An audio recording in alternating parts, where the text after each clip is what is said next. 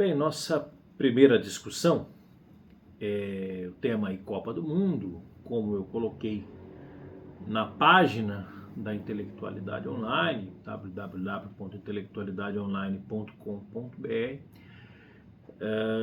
um texto geral, né?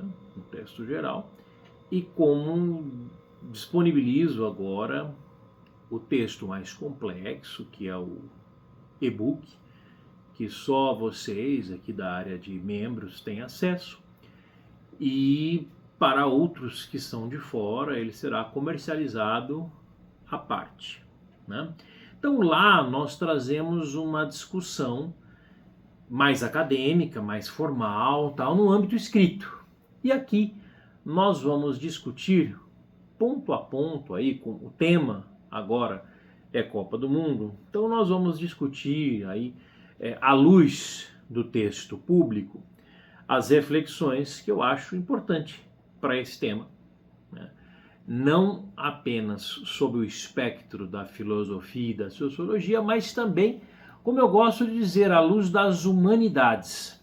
Eu acho que nós estamos aqui para estudar sobre humanidades, nós estamos aqui para falar sobre todo esse tema, toda essa questão que envolve, né, uma reflexão política, uma reflexão de Estado sobre a Copa do Mundo, né? Primeiro, lógico, deixar claro que eu não sou contra o evento esportivo, muito pelo contrário, a gente torce pelo Brasil, torce tal, gosto de assistir os outros jogos tal, mas é impossível nós não ponderarmos essa questão, que como já vem no próprio título dizendo, né, a Copa do Mundo como um instrumento de alienação das massas e a perene política do pão e circo. Todos vocês dominam o que foi o panis et circenses no Império Romano, no qual as pessoas eram convidadas a se distraírem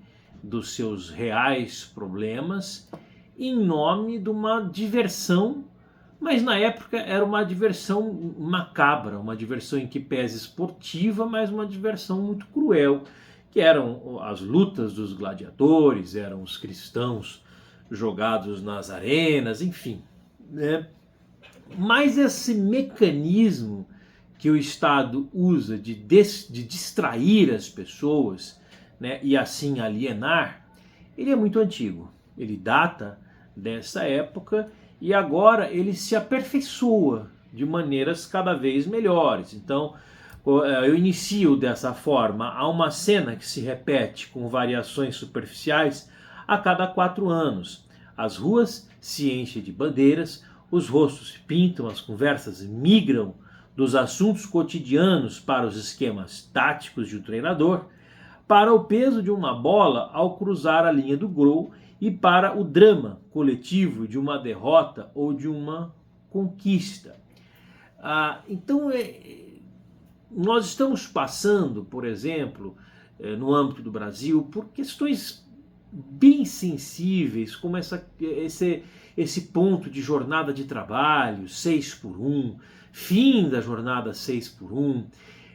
Nós podemos até abrir um tópico de discussão sobre isso, mas isso não está tendo a devida análise, né? Há uma retórica demagoga de um lado que vamos privilegiar o descanso, e de outro lado ninguém para pensar nos impactos comerciais, trabalhistas, tributários e principalmente financeiros que isso vai gerar. Mas todo mundo está preocupado com a volta do Neymar, todo mundo está preocupado com o esquema tático do Ancelotti, estão preocupados se vai ser 4-4-2 ou se vai ser 4-3-4. Então, o grande público, né, o público massa de manobra, que é aquele que de fato deveria fazer alguma coisa, mas nunca faz nada, ele está sempre manipulado, né? Então, a Copa do Mundo, para as pessoas de má fé, para aqueles que querem passar os assuntos sem o devido escrutínio, ela é o tempo ideal, né? Nem as eleições gerais, né, nem as eleições do final do ano, elas têm esse poder de anestesiar a população como tem uma Copa do Mundo. E o interesse comercial que gira em torno de um evento desse, ele vai desde a figurinha que a criançada gasta aí, segundo o cálculo do nosso governador de São Paulo, se não trocar nenhuma figurinha, vai mais de R$7.000 para completar um álbum, né? E até os tênis que os atletas jogam, até o momento do jogo, né? Hoje, por exemplo, teve um comentarista da Rede Globo que ele disse: "Não, torcer para o Brasil passar para a segunda fase, porque aí segunda-feira ninguém trabalha."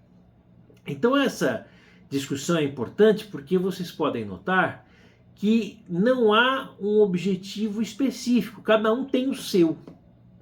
Tem pessoas que detestam futebol, mas por algum motivo o evento Copa do Mundo não passa indiferente. É interessante que esse evento ele gera consequências para aqueles que dele se comprazem, para aqueles que participam, para aqueles que curtem simplesmente e para aqueles também que não gostam, também gera efeitos. É interessante a pessoa dizer assim: aí ninguém trabalha, ou seja, é um efeito completamente diferente da ideia primária dos jogos. Aí tem a criança que não gosta do futebol, não assiste nada, mas quer ver o Messi, quer ver o Cristiano Ronaldo. Então mexe de fato com todo mundo, mexe com o trânsito. E como, continuando a leitura do texto, o mundo para, e quando o mundo para, o poder governa. E esse ponto é muito passível de reflexão, porque se vocês repararem, Brasília não para por causa de Copa do Mundo. E não para mesmo. E eu diria que não para mais até do que países desenvolvidos. Tem países desenvolvidos aí que existe um envolvimento, que existe um interesse dos seus mandatários pelo evento esportivo, mas no Brasil, tradicionalmente, isso não acontece. Se vocês lembrarem, quem viveu ou quem, como eu, ainda não era nascido, mas conhece os livros de história, a Copa do Mundo de 70, né, o tricampeonato do Brasil, quando a consagração do Pelé como rei do futebol, ela teve um conteúdo político muito forte. Vivíamos uma ditadura aqui, sangrenta e terrível, e de repente a Copa do Mundo virou uma forma de popularização do governo da época, que se utilizou da figura dos jogadores para se demonstrar falsamente próximo da população, que sabemos que não foi o que aconteceu, muito pelo contrário, né? Um governo oligárquico, concentração de poderes, esvaziamento da participação popular e um forte apelo anti-povo. Então, enquanto o mundo para, o poder governa. Enquanto as massas gritam nas arquibancadas ou diante das telas, as decisões que moldam as nossas vidas continuam sendo tomadas, e o que é pior, em silêncio, em salas fechadas, por aqueles que jamais precisarão torcer para sobreviver. Tinha um professor, não me recordo agora qual o nível de instrução, mas ele dizia: eu acabo o jogo do Brasil e entro e tiro o meu extrato, eu ia dizer entro no aplicativo, mas naquela época não tinha aplicativo não. Eu tiro um extrato do banco e não mudou em absolutamente nada a minha conta. Querendo dizer assim, né? Futebol não mexe na minha vida. E não mexe de fato na vida de ninguém, só daquele pequeno círculo de pessoas que estão de alguma forma ligadas ao esporte e aos pujantes, diga-se de passagem, negócios ligados ao esporte. Agora, quando eu digo que aqueles que jamais precisarão torcer para sobreviver, são aqueles que se aproveitam do vácuo, né? Tempos de Copa do Mundo é um tempo de vácuo. É um tempo que ninguém está com a sua concentração crítica ligada propriamente nos temas nacionais, nos temas importantes. Não, ao contrário. As pessoas estão preocupadas com a lesão do Neymar, estão preocupadas se o Rafinha volta ou não, estão preocupadas se o Ancelotti vai colocar o Endrick, porque o brasileiro é um povo que precisa se apegar a desejos. Infelizmente, de uma forma bastante diversa dos europeus, que se apegam a metas, né? O brasileiro se apega a utopias. Então ele precisa ser negado, ele precisa ter uma negativa para ter uma narrativa. Isso é muito interessante, né? O técnico não coloca o jogo, e isso sempre foi assim, em todos os mundiais, né? Na Copa de 94, queria que colocasse o Ronaldo fenômeno, que não era o fenômeno ainda, era o menino de tenra idade e que não jogou nenhum jogo naquela Copa, mas o técnico foi chamado de burro a Copa toda porque não colocou o fenômeno para jogar e ganhou a Copa e pronto, aí já não era mais burro, era inteligente. Mas o brasileiro precisa se apegar a algo que ele é um sonho que ele vai perseguir, são sonhos fáceis de conquistar. É por isso que o brasileiro se frustra tanto. O brasileiro é um povo que se frustra demais. Porque quando nós temos metas, elas são diferentes de sonhos. As metas são adiadas, as metas têm problemas e elas são dobradas, elas são reduzidas, elas são alteradas. Mas as metas são perseguidas a longo prazo. E o brasileiro, como um povo não apenas ansioso, mas infelizmente um déficit de educação, um déficit de cultura, ele se apega a pontos e valores oníricos. E nesses valores oníricos ele acaba se apegando a filigranas que vão acabar gerando frustrações imediatas. Então é esse povo frustrado, né, que acaba saindo do ano de Copa do Mundo e entrando no momento de eleição. Por isso é que o governo sempre torce muito para que o Brasil vença a Copa do Mundo, é claro, porque infelizmente também o nosso povo tem um hábito de atribuir tudo que fala Brasil, atribuir ao governo, né? Eu tenho certeza que vocês já se depararam com alunos, com colegas ou com qualquer outra pessoa, misturando tudo, a competência, por exemplo, de segurança pública, competência até mesmo de questões ideológicas. O mundo está com essa inversão de valores porque o Lula é assim, assim, assado, então o Brasil é por causa do Lula. A segurança pública não anda boa porque o prefeito, né, não fez isso ou aquilo. Não tem nada a ver, nós sabemos que a segurança pública é uma competência do Estado e uma competência designada pela Constituição Federal, não cabe aos outros entes, né?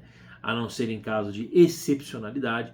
E no caso da municipalidade, cabe aí ações complementares, como iluminação pública, como pavimentação das vias, né? E outras adjacentes, mas nunca as principais. Então, dentro dessa confusão toda, né? Dentro desse, vamos dizer, emaranhado de sensações e equívocos cotidianos, o nosso espaço aqui, a Intelectualidade Online, não é à toa que eu escolhi aquele termo, né, que é o espaço do pensamento que transforma.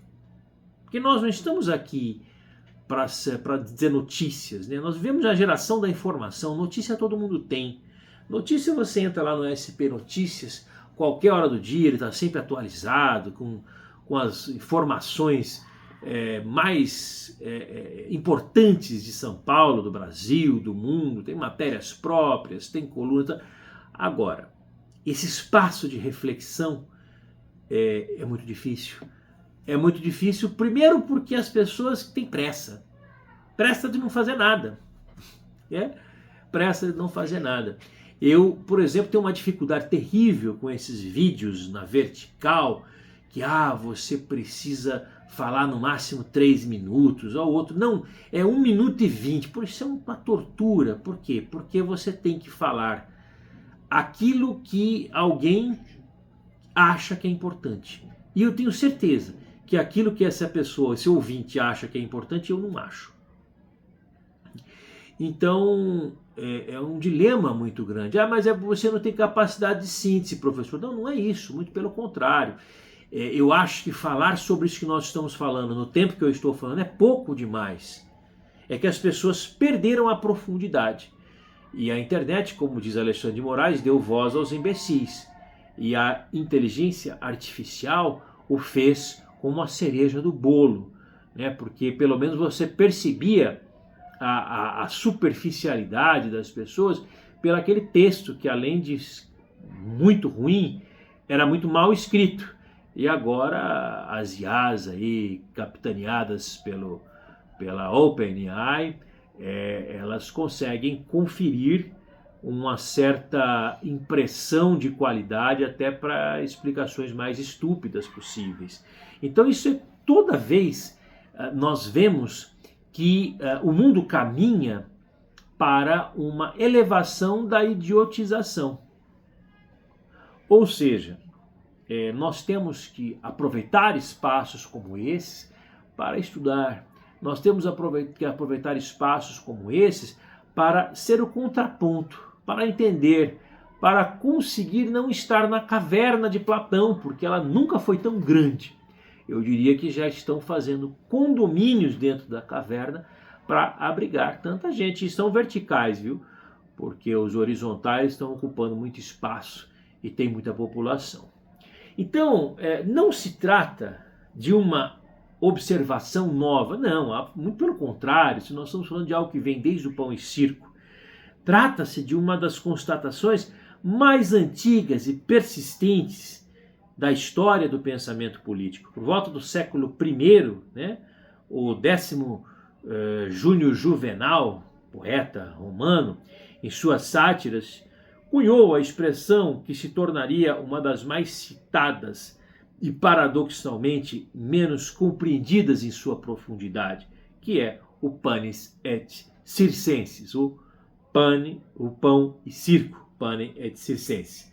Então, com ela, não apenas ele descrevia a política imperial romana de distribuição gratuita de trigo e promoção de jogos públicos, ele denunciava a cumplicidade do próprio povo com a sua domesticação. Então veja onde eu quero chegar com isso no texto.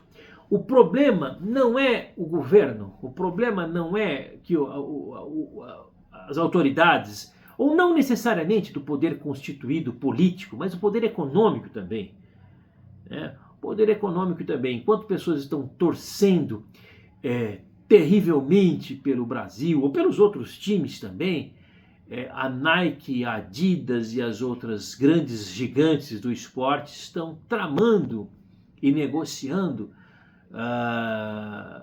around the stadiums, né, fora dos estádios, sobre quais seriam os resultados melhores, quais seriam as melhores composições para que todos ganhem no final. E ganhem dinheiro, obviamente. Por isso é que é complicado você exigir, de repente, que um jogador de futebol que ganha milhões no seu clube arrisque a rigidez da sua perna numa dividida que pode deixá-lo fora dos campos. Então, o problema aí, e isso vem desde do Império Romano, não é a atitude estatal de enganar, mas é a facilidade que o povo se deixa domesticar. E é exatamente essa palavra, ela pode ser forte, mas ela é bem verdadeira, é uma domestificação, porque assim como um animal, o povo permite e gosta desse processo de ser enganado, de ser levado, de ser manipulado. Então, o povo romano, que era guardião feroz dos seus direitos, começou a abdicar da vida política em troca da barriga cheia e do espetáculo vazio. Qualquer semelhança é mera coincidência. Tem uma série de bolsas aí, né? Não estou discutindo programas sociais, também não estou dizendo que não são importantes, mas eu estou dizendo que eu já ouvi e vi muitos empresários e muitas pessoas também que trabalhavam no regime de emprego CLT e disseram, não me interessa, eu quero receber um monte de bolsa aí, porque aí eu fico em casa. Então isso é complicado, né? Existe, não adianta querer negar.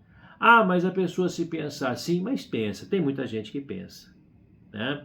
E não é só a coleção das bolsas aí que mantém as pessoas, não, tem muita coisa também, né? Tem muito programa travestido de programa social, mas que na verdade é um programa de manipulação, né? Então é o pão. O circo, um deles é a Copa do Mundo, sem sombra de dúvida, é um circo internacional, com requintes aí